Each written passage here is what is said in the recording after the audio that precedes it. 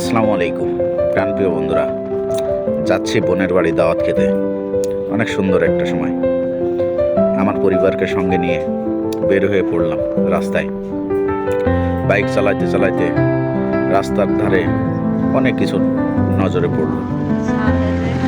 কিছু সময় অপেক্ষা করে বোনের বাড়িতে চলে এলাম।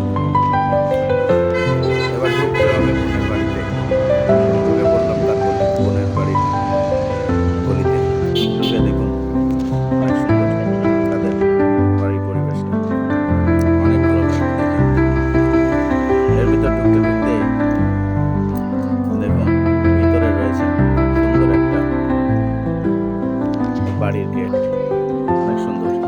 তার উপরে রয়েছে সুন্দর একটা বড়ই গাছ, সেই রকম স্বাদ হবে, প্রাণটা জুড়িয়ে গেল।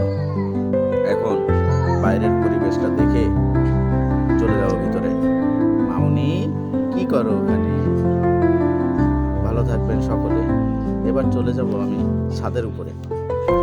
কিছুক্ষণ বাইরে ঘোরাফেরার পরে ছাদের উপরে অনেক সুন্দর খেজুর গাছটাও আজকে কাটা হয়েছে, রাতের বেলা পিঠা খেতে হবে।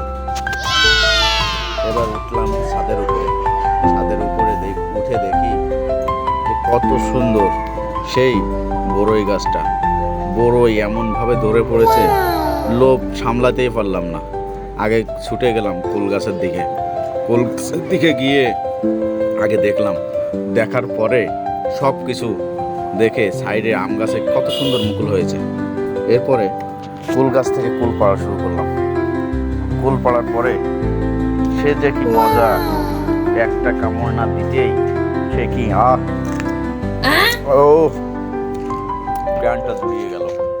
সেই রকম স্বাদ, সেই রকম মজা। উফ, প্রাণটা ভরে গেল। অনেক অনেক সুন্দর কুল গাছ, সেই রকম স্বাদ কুলের। একটা পাকা কুল কিন্তু নষ্ট, তার জন্য ছেড়ে দিলাম তাকে। এবার আরো কিছু পেয়ে তারপরে পকেটে ভরলাম। আস্তে আস্তে খেতে হবে, তার জন্য ঘুরে দেখুন আম গাছে কত সুন্দর মুকুল হয়েছে। এদিকে দেখি বোনেরা ছাদের উপরে ওল গাছের চাকি, তারপরে কাঁচা হলুদ এগুলো রেখে দিয়েছে, সংরক্ষণ করবে তার জন্য। দূরে দেখুন একটা সজিনা গাছ। সজিনা গাছে এত সুন্দর ফুল ফুটেছে, এর ইংলিশ নাম মোরিঙ্গা।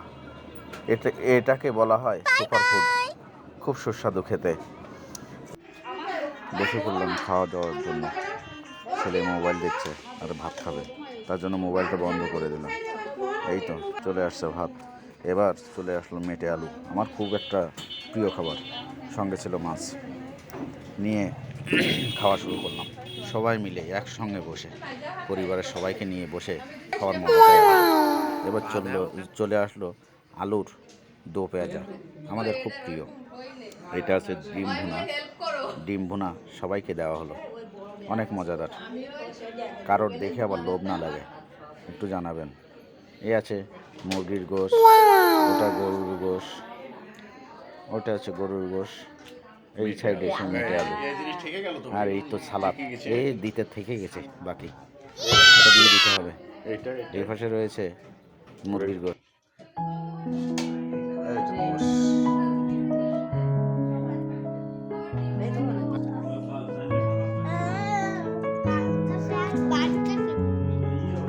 বুলটি ভাত খাচ্ছে আর